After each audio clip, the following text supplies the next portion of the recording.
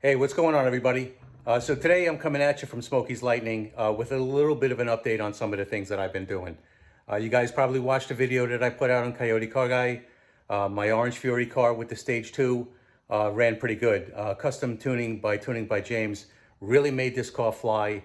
We're running Boostain in it. We got a really, I don't know, maybe an aggressive tune in it. We're relying on the Boostain to keep the octane up. We got a little extra timing in it. The Killer Chiller and all those things combined made the car, get 800 horsepower to the wheels, and it's shown at the track. A lot of people had some doubts as to whether it really made it 800 horsepower, but the times that it's running, we believe that it does. Going 10:08 at 138.5 miles an hour. The mile an hour is a little shy, but the ET is pretty much supporting the fact that it's making 800 or close to 800 to the wheels. I'm really happy about that, but my tuner alerted me to something that needed to be addressed. There was a data log done, and he showed that my downstream air temps going into the engine was starting to get hot towards the end of the run on the quarter mile. And that pretty much indicated that I needed a holding tank for my Killer Chiller. Now, having 86 degrees of downstream air temps is actually phenomenal. But if you can keep them lower, you'll make more power. If you look at the runs that I did from in the car, you hear the car shift into seventh gear. It kind of lays over on the top end a little bit. I think that's because I don't have the holding tank. Intercooler fluid is starting to get a little hot at that point. So we need to step it up. We need to upgrade the Killer Chiller. What I have here is the holding tank. You see it here, right here, guys? This tank is a 4-inch in diameter tube, kind of, and it's about a foot in length. I just got this sent to me from Joe Kincaid over at Killer Chiller. This thing is light as a feather. It's amazing. I'm going to have to figure a way to install it.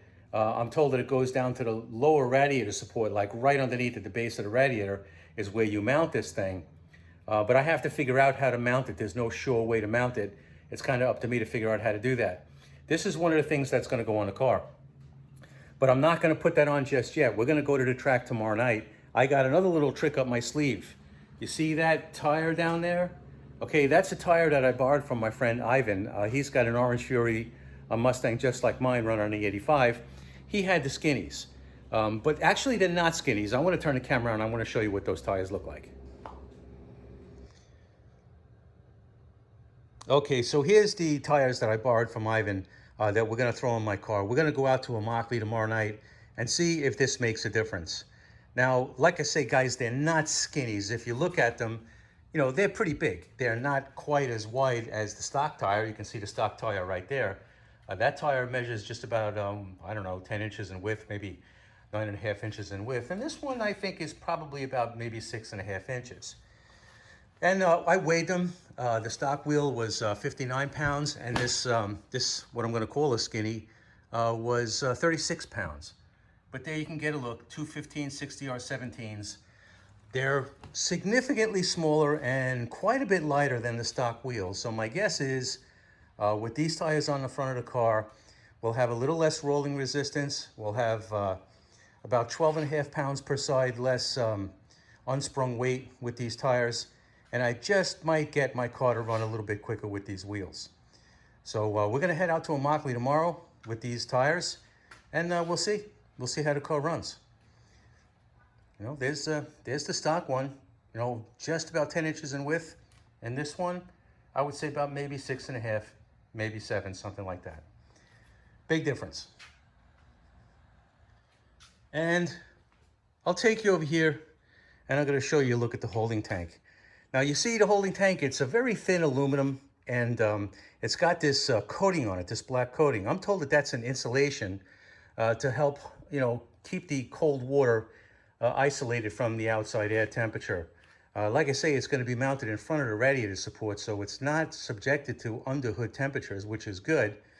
But, it will be subjected to ambient air. So this is the holding tank that I needed. This will help support cold intercooler fluid as I go down the track. As we know, having your foot to the floor, going full throttle, the AC compressor kicks off. So you're reliant on your storage of cold water in order to support the chiller as you go down the track. But this is a really nice piece.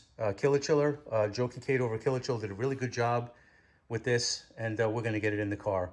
I'll probably have an install video on Coyote Car Guy about this at a later date once I get it in. And hopefully I'll have this in by the time I get to the quarter mile at Bradenton. Maybe we can get this car into the nines.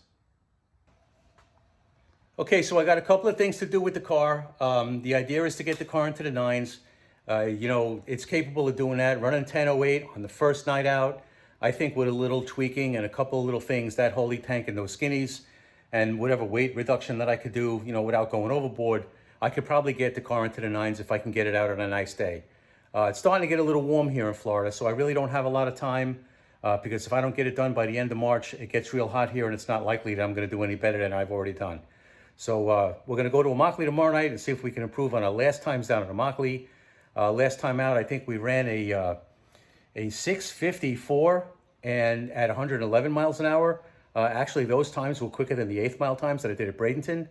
But my 60-foot times were a little slower at Immokalee. So we'll see what happens. We'll see if we can improve on our 8th mile times.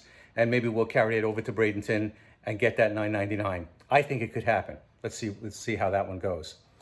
And also, guys, I posted that video about the bloopers, you know, when I was down at the car show and I had people walking behind me. Well, actually, there was another way that I wanted to post that video, and I'm going to show that to you now. All right, guys, we're in downtown Fort Myers again for their monthly car show. We wouldn't miss this for the world. This is a great show, and we try to make it down here every time they have this event. And I'm going to take you around the show you a lot of cool cars. Check out this car behind me. This is a Shelby GT. This is a really nice car.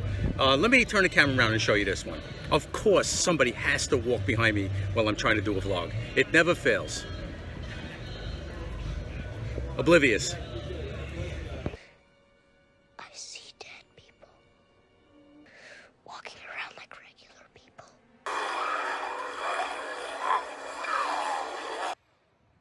All right, guys, I'm sorry. I had to do it. I couldn't help myself. I just got to say, you know, down here in Southwest Florida, this is snowbird heaven. People from all over the country come to this part of the country, especially here in the Fort Myers area, you know, during the winter time. They're snowbirds. They come here. A lot of them are older. I know that some of my audience is older. I'm sorry, guys. I'm not, you know, been pinpointing you, but sometimes it gets a little frustrating being around so many people who are just out there. I don't know what the problem is with them half the time. You know, is it their age? Is it the medications they're on? Have they been like that all their lives? I have no idea. So sorry, guys, if I offended somebody. I didn't want to offend anybody, but I just had to do it. I couldn't help myself. So anyway, guys, thanks for watching. Keep your eyes open on Coyote Car Guy. I'm going to have another track video coming up soon. So once again, thanks for watching. We'll see you in the next one.